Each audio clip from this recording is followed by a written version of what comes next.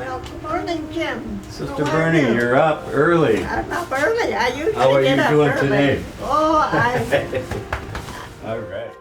It's fair to say Sister Bernadone Reining has seen a lot in 95 years. During the Depression, she lived on a farm with 10 brothers and sisters. I'd get up, I'd run down in my pajamas, and I'd start the fire in the dining room. And while that was starting, I'd run to the kitchen and start the fire there and put the water on. It was frozen solid. We didn't have running water, it was just in a pail. Farming had its risks, and there were times when the entire crop was destroyed before harvest. He never did have a good start. You know, he struggled all his life on the farm. I'll never forget one time when we had a wonderful crop. It was about ready to harvest. And a storm came up from the west, and he stood there watching it. It went through, it hailed.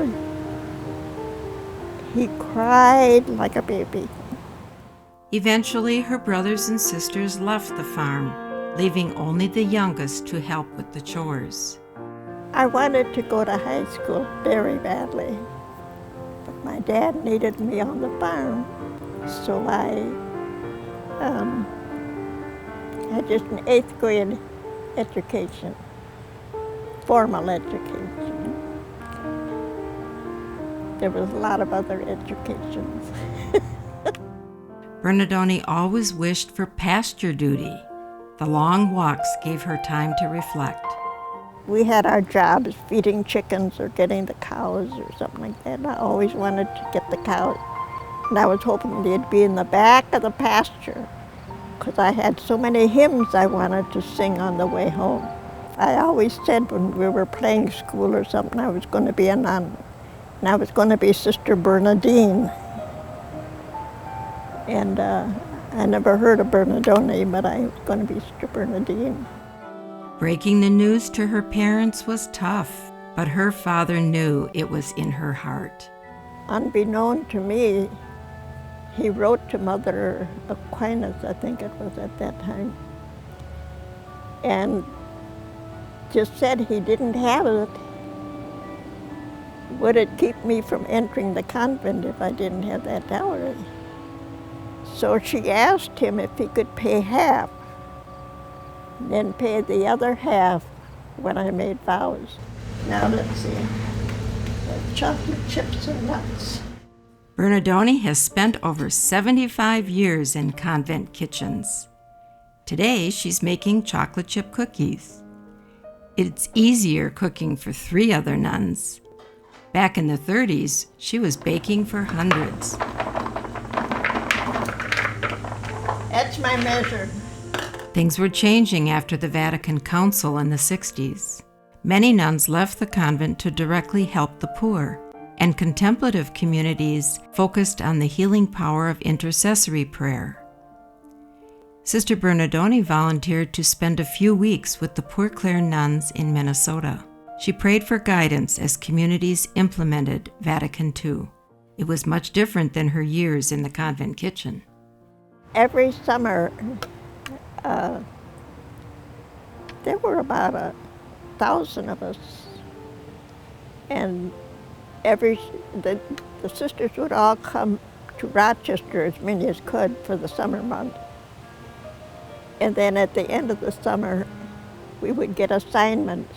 When we saw Mother Aquinas putting little slips in the letter boxes, we knew they were there. Well, it was a wild scramble to find out. For some, there was whoops of joy. To others, there were tears. The church was changing in 1972. Vatican II gradually influenced how most nuns lived their daily lives. I think we started having a modified habit first, sort of a suit, skirt, blouse, and then the veil went. We had a hard time accepting some of them. I mean, going out of the habit into secular clothes was one of them. I mean, we loved our habit. 4 nuns from the Minneapolis Port Clare community wanted to experience a new kind of contemplative community life, living less institutionally and in smaller groups. In 1991, Bishop Ken Untner invited the nuns to become part of the Diocese of Saginaw. I have faint memories of packing up things. I remember we slept on boards, for beds for a long time. And I can remember hauling a board up from the basement to the truck outside because I thought we'd be sleeping on boards. Using a former rectory, the new monastery would be much smaller than the nuns were used to. I like small groups. You get lost in a big group, and it's much more family-oriented. Monasteries traditionally have a chaplain. With the shortage of priests, the nuns prayed with the people in the parishes. We pray for the world, for the people out in the world.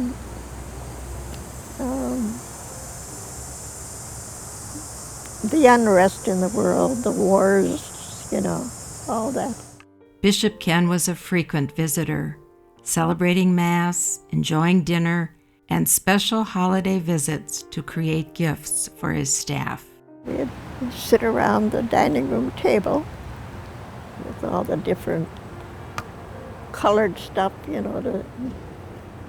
but he was always decorating them with special things. The tragedy of Bishop Ken's cancer hit this community hard. That was terrible. It was terrible. It went so fast, really. The legacy of Bishop Ken is felt every day here at the Port Clares, where the dedication of the nuns he selected is felt throughout the diocese. Bernadone watches out her window every afternoon, praying for each soul that passes by. Well, I wouldn't change them for anything. They weren't always easy, but that's life. I mean, life isn't a bowl of cherries.